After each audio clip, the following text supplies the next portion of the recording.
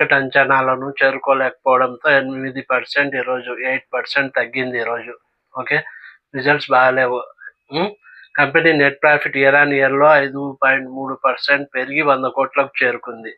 Net profit 5.3% పెరిగింది. 100 కోట్లకు చేరుకుంది. ఓకే. ఇది గత ఏడాది ఇదే క్వార్టర్‌లో 95 కోట్లుగా ఉంది. అదే క్వార్టర్ ఆన్ క్వార్టర్‌లో కంపెనీ నెట్ ప్రాఫిట్ 4.8% తగ్గి 100 కోట్లుగా నమోదైంది. ఇది గత ఏడాది ఇదే క్వార్టర్‌లో 105 కోట్లుగా ఉంది. ఓకే. క్వార్టర్ ఆన్ క్వార్టర్‌లో 4.8% తగ్గింది. ఇయర్ ఆన్ ఇయర్‌లో 5.3% పెరిగింది. ఓకే. ఓకే. ఇంగా ఇది కెమికల్ స్టాక్ ఫ్రెండ్స్ ఇది. Clean science and technology chemical stock ఇది. ఇది మిడ్ క్యాప్ కంపెనీ. ఓకే. ఇంగా రికార్డు స్థాయిలో 40% చేరిన Airtel revenue markets share. Revenue 40% పెరిగింది. ఓకే. 40% చేరింది రెవెన్యూ, ఎయిర్టెల్ రెవెన్యూ. కంపెనీ కొత్తగా 20,000 నెట్వర్క్ సైట్లను ఏర్పాటు చేసింది. ఓకే. ఇది large cap company friends. Airtel తెలుసు కదా మీకు. ఓకే. ఇంకా ఎల్టీఐ మైంట్రీ మార్కెట్ అంచనాలను అందుకోలేకపోవడంతో విఫలమైంది ఫ్రెండ్స్. అందుకోవడంలో విఫలమైంది ఎల్టీఐ మైంట్రీ. ఓకే. ఇది లార్జ్ క్యాప్ కంపెనీ ఇది.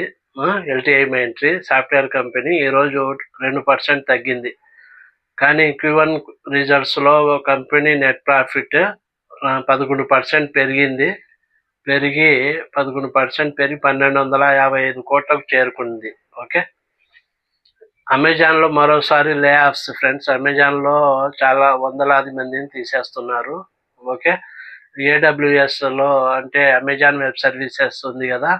అమెజాన్ వెబ్ సర్వీసెస్‌లో వందలాది మంది ఉద్యోగులను తొలగించింది. ఓకే. క్లౌడ్ కంప్యూటింగ్ డివిజన్‌లో ఏడబ్ల్యూఎస్‌లో వందలాది మంది ఉద్యోగులను తొలగించింది. ఓకే. ఎంప్లాయీస్‌ను రిమూవ్ చేసింది. ఓకే. టర్మినేట్ చేసింది Amazon. The dairy farm Heritage Foods ఉంది కదా. డైరీ ఫార్మ్ హెరిటేజ్ ఫుడ్స్ దాని నెట్ ప్రాఫిట్ 40 కోట్లు తగ్గింది.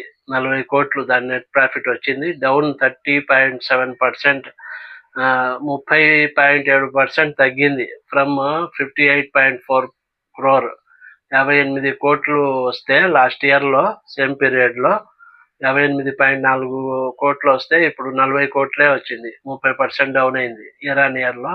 రెవెన్యూ పెరిగింది 10%, 10.1% పెరిగింది ఇయర్ ఆన్ ఇయర్‌లో. రెవెన్యూ 1,136 కోట్లకు చేరుకునింది. లాస్ట్